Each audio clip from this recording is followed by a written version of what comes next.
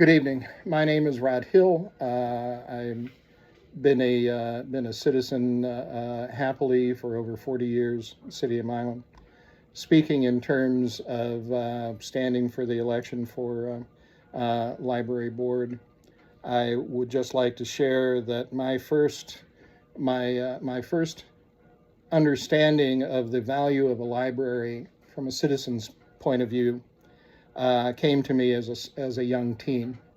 Uh, Save you the math, that would have been back in the early 60s.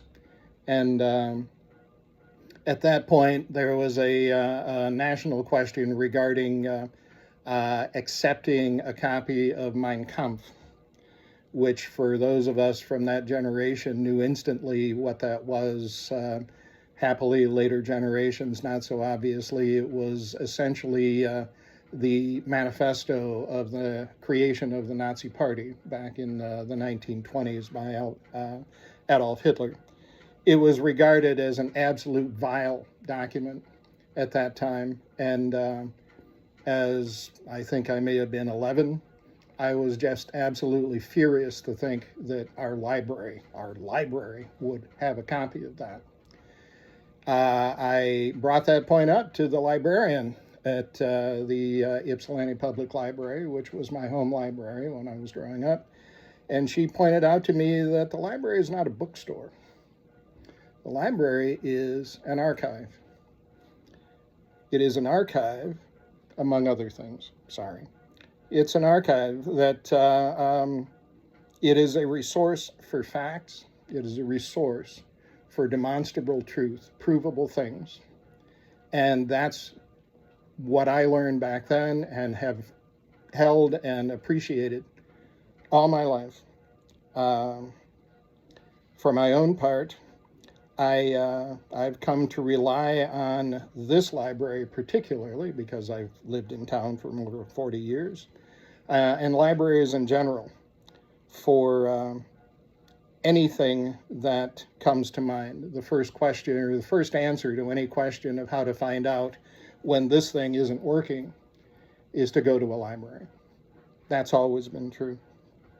The library, even though it's been pointed out to me tonight that the library is actually a separate, not an appendage of the city of Milan, but is a separate independent body, which I'm perfectly comfortable with.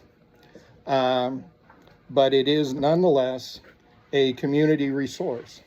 Oh, sorry, Karen, we started early. That's okay. It is a community resource. It provides, the library again, is a primary source for facts. It is also, in the modern sense, a source of connectivity, of communication for many of us living in an area that has so many rural residents in the area, and also a resource of technology. And those are responsibilities that are both called for and appropriate. And the library also provides a number of tools in addition to the books on the stacks and the discs in the stacks and the online access and so forth. The library also provides educational material for all ages, from littlest ones, to people my age and older, God help them. It also provides tools of stimulation. I was just walking through and checking out all of the puzzles that you've got and thinking about how many of those puzzles I'm going to check out at some point when I get done with the one that's sitting on the table at home right now. It's also, to a lesser degree, I'm sorry, do I have a time frame here? We don't have a specific time frame, but, Okay.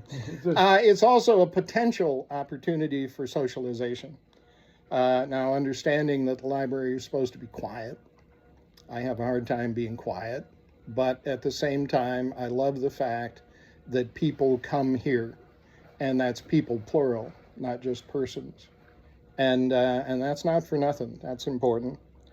And sadly, in some cases, the library is called on to become a refuge for some of our community, particularly folks that are having trouble struggling to stay warm during the day in the wintertime. When it comes to kids out of school where mom and dad aren't quite available for a while, it's a safe place where they can come and read a book if they're called upon. And I'm assuming that if in either of those extremes, so long as they don't abuse that they're welcome in the library, as long as they don't abuse the privilege. So, and I would be remiss not to say that I'm really quite proud of the fact that, for my sense, this library does an excellent job at all of those.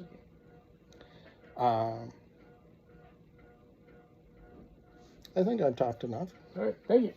Thank you very much.